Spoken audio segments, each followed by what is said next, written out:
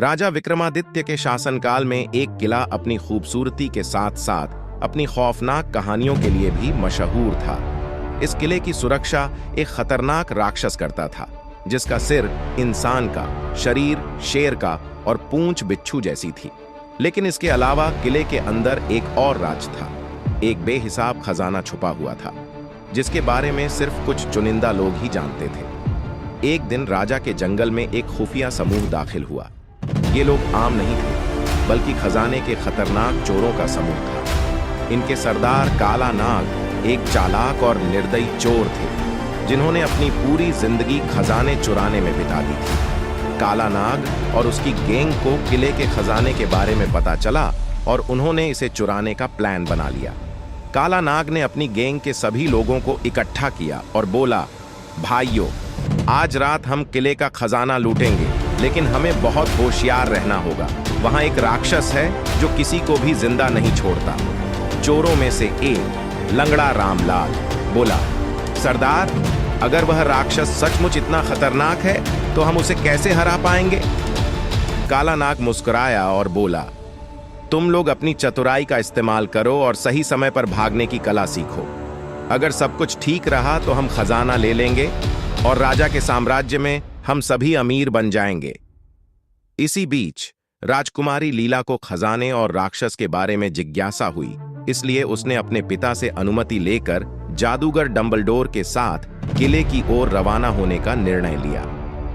राजा विक्रमादित्य ने उसे चेतावनी दी कि किले में जाना खतरनाक हो सकता है, लेकिन लीला के दृढ़ संकल्प को देखते हुए उन्होंने अनुमति दे दी। जैसे ही लीला और डंबलडोर किले में पहुंचे, उन्होंने महसूस किया कि वहां किसी और के कदमों के निशान भी हैं। जादूगर डंबलडोर ने हैरान होकर कहा, लगता है हम अकेले नहीं हैं। लीला ने कहा, यह जरूर चोरों का समूह है जो खजाने पर नजर रखे हुए है। हमें बहुत होशियार रहना होगा। किले के बड़े हॉल में पहुंचते ही चोरों का समूह, लीला, जादूगर डंबलडोर और राक्षस सभी आमने सामने आ गए। काला नाग ने खजाने पर कब्जा करने के लिए अपने साथियों को आदेश दिया, जल्दी करो, खजाना समेट लो और पतली गली से निकलो। लेकिन जैसे ही वे खजाने के पास पहुंचे, राक्षस ने दहाड़ते हुए कहा, किसी में हिम्मत है जो मेरे खजाने को छूने की कोशिश करे? चोरों ने अपनी तलवारें निकाली और राक्षस पर हमला किया, लेकिन राक्षस की ताकत और गति ने उन्हें डर से भर दिया। लंगड़ा रामलाल ने डरते हुए कहा, सरदार, ये तो मौत का फरिश्ता है। लीला और जादूगर डंबलडोर ने मौके का फायदा उठाते हुए राक्षस पर हमला किया। लीला ने कहा, काला नाग, अगर तुम यह खजाना लूटने से बाज आ जाओ तो हम तुम्हें जाने देंगे, वरना तुम्हारी खैर नहीं। काला नाग ने हंसी के साथ जवाब दिया, तुम हमें कैसे रोक सकती हो राजकुमारी? यह खजाना आज हमारा है। अब एक तरफ लीला और जादूगर डंबलडोर थे और दूसरी तरफ चोरों की गैंग और राक्षस। लीला ने जादूगर को इशारा किया और डंबलडोर ने अपना जादुई मंत्र पढ़ा।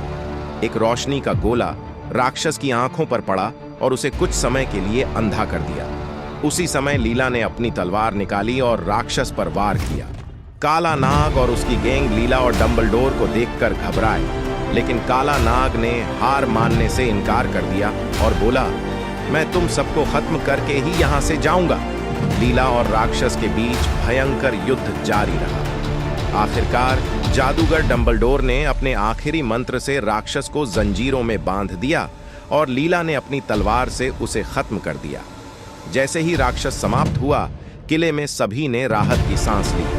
काला नाग और उसकी गैंग को पकड़ लिया गया और राजा के दरबार में पेश किया गया। राजा विक्रमादित्य ने काला नाग से कहा, तुम्हारा लालच और चोरी की आदत तुम्हें तबाह कर गई और अब तुम्हें अपने किए की सजा मिलेगी। अगर आपको हमारा वीडियो पसंद आता है तो कृपया हमारे चैनल को सब्सक्राइब करें।